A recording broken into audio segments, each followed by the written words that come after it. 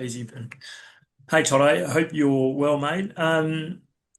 Yeah, just fill us in with a little bit of the preparation. Obviously, it's a week until the game. When does everyone kind of get to camp? Has everyone arrived?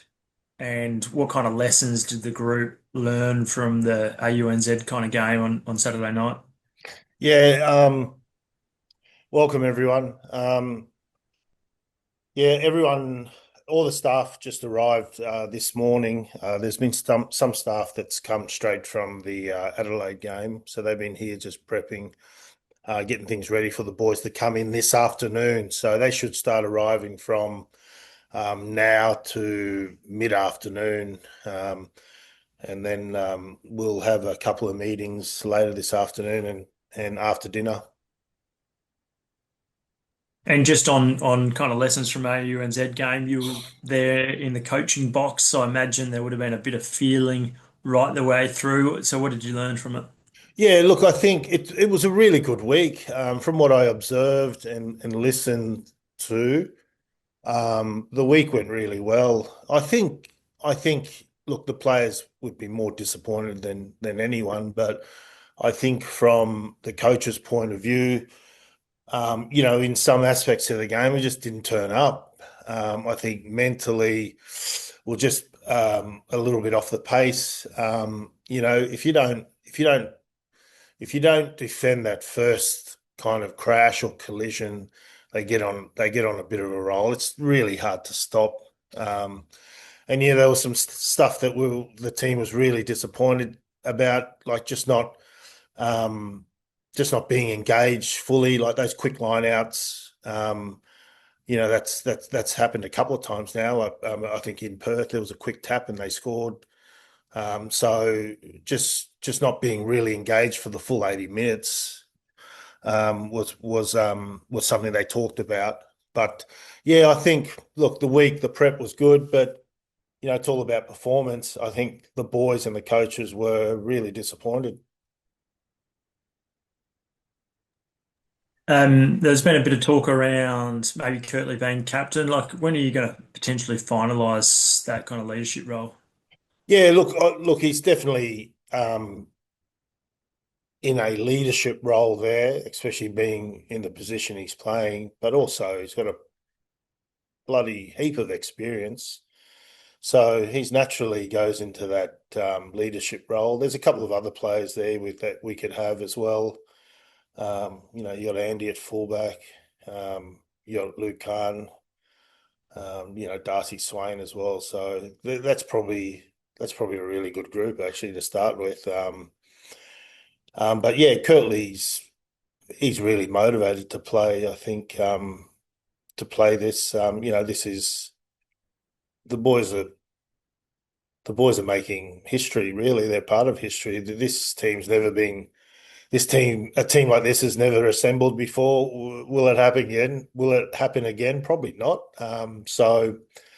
Uh, Big opportunity to put their claims forward. I'll jump in here. Off the back of that, I mean, I've spoken a little bit to Sekope and Simon about identity and focus for this particular side. Kind of, I wouldn't mind your kind of 2 cents on it, in terms of now you've got that squad assembled and what the kind of key focus is here in terms of the identity that we want to try and craft for this side. Oh, look, I think just looking at the cultural side of things, a real simple identity for us is that open flowing game. Very much how the Lions play with that really quick tempo. I mean, we'd love to play like that. But in saying that, this is test match quality, this opposition. So we need to really get the nuts and bolts sorted. I thought if there was a positive that came out the other night, I thought the set piece, the boys got parity on the set piece, like they won their ball easily enough. The line set piece is fantastic, and really solid. So for us to win our own set piece was really good. Mm. Off the back of that, I mean, the good thing is that, being later in the tour, you've got a lot of boys who have faced the Lions some on a couple of occasions as well. Kind of what's the comms been around stuff that they potentially identified from games, stuff to do, stuff what not to do, whether it be the boys themselves or even with the coaching staff as well. Oh, look, it's probably our mentality or our mindset is more just thinking about ourselves. We're not going to put too much emphasis on the opposition. Um, we know what they're like. We've seen them. They played plenty of games. You make a really good point. They could be hobbling into our game after the first test. But we're just focusing on what we have to do. There's a couple of things there that are critical for us to execute. If we don't execute, the game could easily turn out like the game on Saturday. So, Kobe, you're just a couple of days out from the first test. Give us some of your memories. You're obviously front and center in 01. And, do the Wallabies have a chance? Definitely, definitely have a chance. Look, Fiji was a really good hit out. They're not an easy team, Fiji, but I think the boys would be hugely motivated. I don't think it's the performance that would have been proud of, but they dug deep to win, and that's a bloody good trait. I think everyone is writing them off this week, so you could you could pretty much say they're a bit of the underdog, huge underdog. So great position for us Aussies to be in. And if I was a player, um, hugely motivating factor to play against some of the best in the world, and bloody this team's unbeaten. So on Australian soil, so as a player, I'd be hugely motivated to get out there and just rip in. Um, Look, I think the 2001, the greatest memories I take back from that is just the atmosphere and the environment. Arriving at the ground, seeing bloody red jerseys everywhere outside that Gabba Stadium, um, running onto the ground, just a sea of red everywhere. It was pretty much a home game for the British and Irish Lions, and I think we were pretty confident going into that game, and wow, we certainly didn't expect um, the way that they played with that physicality, that quickness, that ferociousness. We pretty much got punched in the face, I think, in that first test. You guys obviously had the experience to draw upon from the 99 World Cup.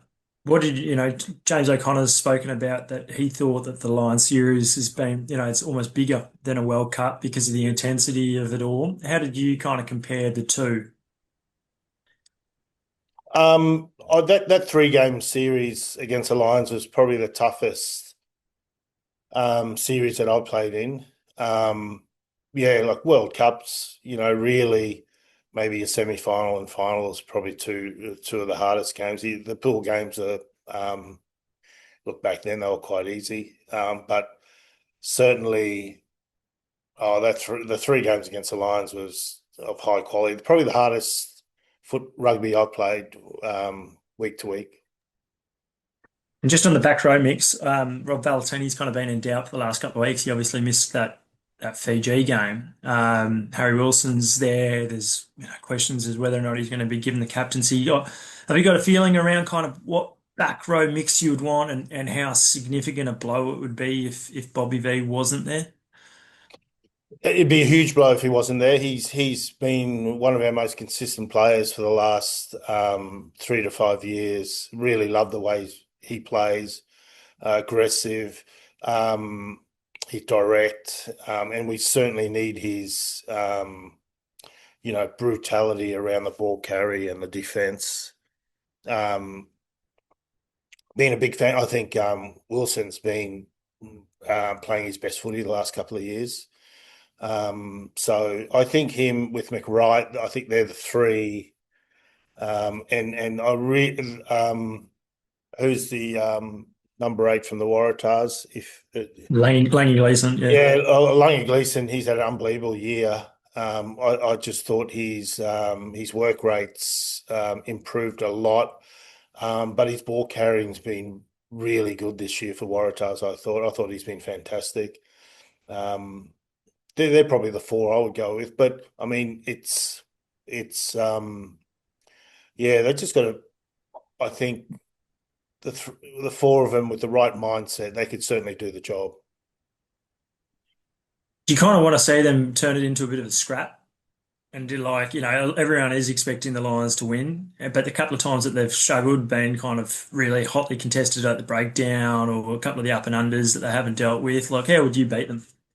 Yeah, well, I think the Waratahs and maybe the Brumbies gave us some good pitches around the ruck area. You know, winning collisions, slowing their ball down are probably critical things. And you're right. I mean, you watch all the games.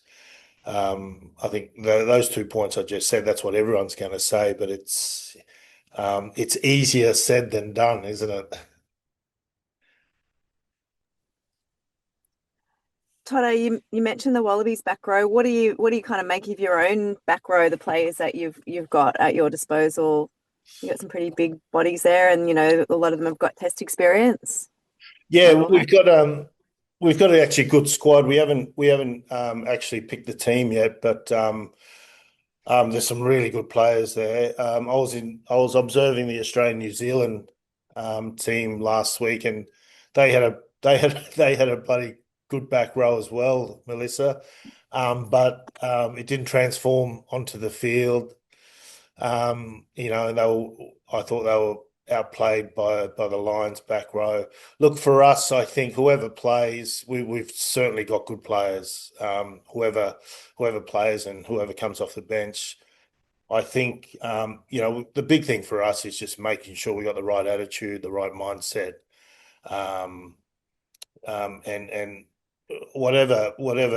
however our prep turns out this week. Um, as long as when the whistle goes, you cross the white line, they need to flick the switch and be ready to play.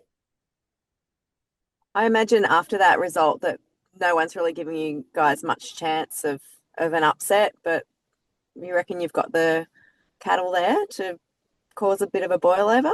Yeah, look, I think that's a really good point, Melissa. Like, and I think everyone's thinking that because on paper they've probably got a much better team than us. But um, like I said, if we got the right mindset, we've got good enough cattle there um, to be able to get some pitches that we want. Like I said, there's a couple of things that have to be really critical for us if we want to enjoy some success in this game. There's some critical things that we need to execute. And just finally, because you're bringing together like quite a lot of different cultures and nations, the players are representing, are you going to sort of try to bring together some kind of pre-match haka, I guess, or is that, I guess, a bit difficult given that, you're from representing a lot of different, yeah, different cultures?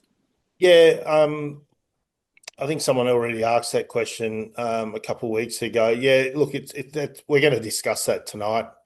That's one of the things on the agenda. But you're right. There's a lot of cultures, and we've only got the 1 week to prepare for the game. And I think the critical thing for us, the best way we can represent our culture and our heritage is through performance.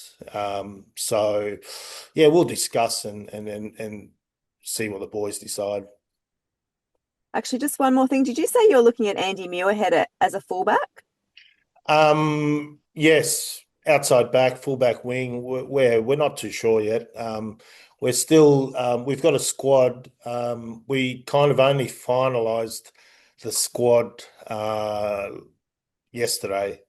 So we're gonna have a coaches selection meeting later tonight. So we're gonna look at all our options, Melissa. And sorry, is there any chance that you might be asked to add to that? For instance, if some of like Joe Schmidt from his squad aren't getting a run, that he might be like, it'd be good to get a game under their belt. Is that a Yeah, possibility? Yeah, definitely. Could be a possibility. Yeah, for sure. Well, Great. do you reckon? Well, sorry. Sorry, Mel, to cut you off. Toto, do you reckon Kirtley's a potential chance at 10? For our game, um, Yeah. yeah, I'd say so. We've got a couple of tens in there. Um, yeah, definitely a chance. Okay, cool. And just on you, like I know that you're coach of this game, but you're gonna kind of been in Aussie rugby for a long while and around the periphery. Have you got like ambitions of still maybe being a Super Rugby coach or anything else in the Australian rugby ecosystem? And is this why this kind of game as well as adds a little bit more for you, the importance around that? Oh, look, at the moment, I'm pretty happy where I am in Japan. It was when I got approached for this game, I thought it was a huge honor and a privilege, so I took it on board. But Super Rugby, maybe down the track, maybe not too sure. Toto, how did I think you brought in a couple of Fijian players. Were they part of the Fiji squad, or how did that come to pass? Yeah, well, I think last week there were some holes in the squad, the original squad. So there was an opportunity to maybe look at some Fijian players to come in. So obviously there's a whole heap of red tape that's involved with that in terms of insurance and other things. So we're still looking at that. I think we may have one or two, but I'll find out. Later this evening. Have you been in touch with Mick Byrne ahead of this game? And did you hear what he said? How much he's looking forward to this game? And he actually wanted Fiji to be playing this game. Well, I mean, we'll certainly have some Fijian players in the team that are contracted to Australian super clubs. But yeah, look, hopefully they'll represent their country proud. But no, I haven't spoken to Mick Byrne yet. But that's nice of him to say that.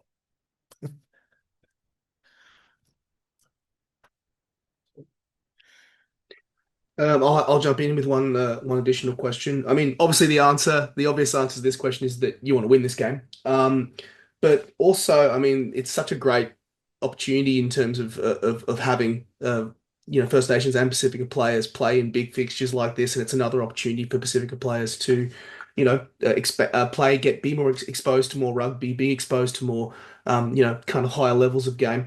Um, Outside of the obvious answer of winning, what does success look like for you for this side? Yeah, good question. Look, I think